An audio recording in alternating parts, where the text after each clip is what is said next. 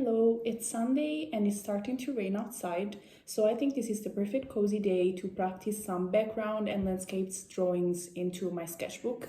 I already have everything ready here. It's something that I've been wanting to do for a while, so let's get to it.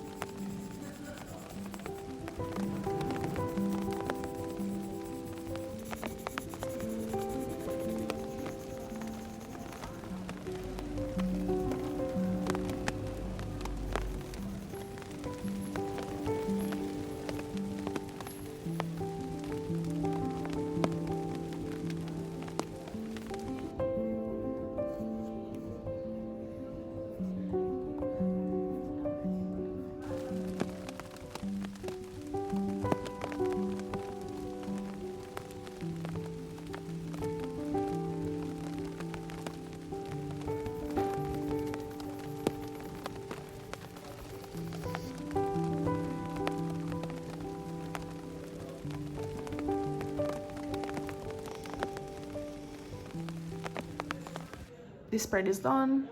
I think these two are pretty cute and these two are absolutely terrible, but I'm going to keep them because I want to keep track of my process and improvement, so I won't hide anything that I don't like.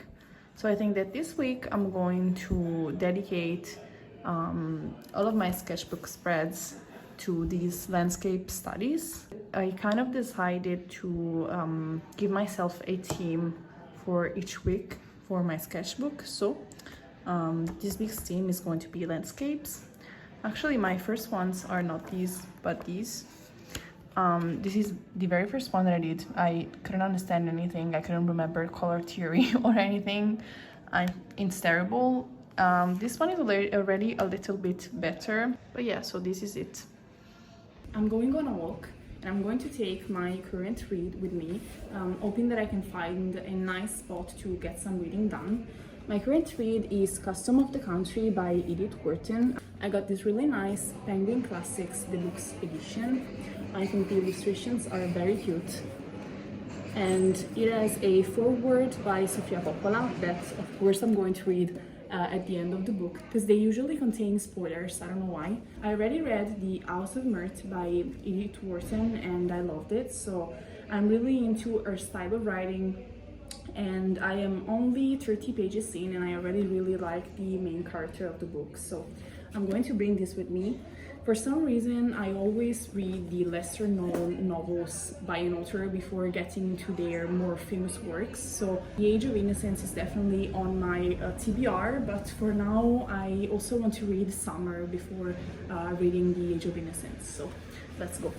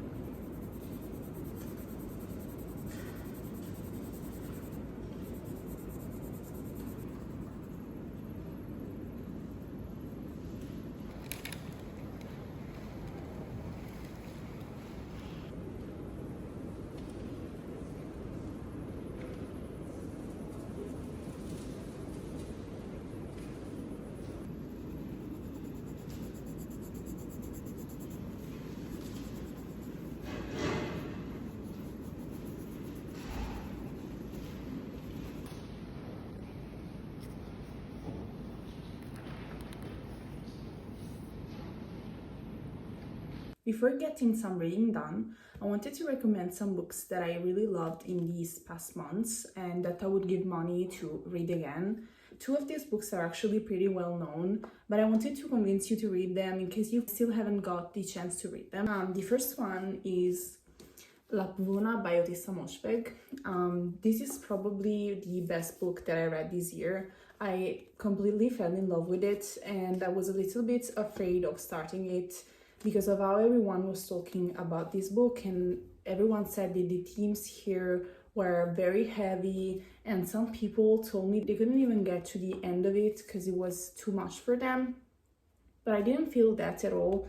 I actually read books that were as disturbing as this one. It's not a very easy read, but I really loved it, and I think it's so well written. And if you already picked this up or you were thinking about reading this, I highly recommend you do. This is one of my probably top 5 books of all times. Read it, it's amazing. The second one is also very well known, is The Haunting of Hill House by Shirley Jackson, and I read this in a day. I had never read anything by Shirley Jackson, but immediately after finishing this, I went to the library and picked up all of her books, basically. I really love this story. It's so well written, and it's everything that I'm looking for in a book. So I would pay money to read this again for the first time. I absolutely loved it, and it's quite a short read, so if you have it on your shelves and you haven't read it yet, I highly recommend you do. It's amazing. The third book, it's actually less known. It's Lolly Willows by Sylvia Townsend Warner. I don't know how to pronounce Lolly Willows. I don't know how to say her surname. This was kind of a weird book. It kind of got me some time to get into the story, but after finishing it, I went back to thinking about the main character and this story a lot. So that's something that makes me understand that I have really loved the book when I think about it often after finishing the book. So it's been several months and I'm still thinking about this book, and I should probably read it again. Because after I finished it, I had this kind of bittersweet feeling. I hadn't completely understood this story, but if you like stories about witches and women who isolate themselves from society to go and live into nature, this is a story for you.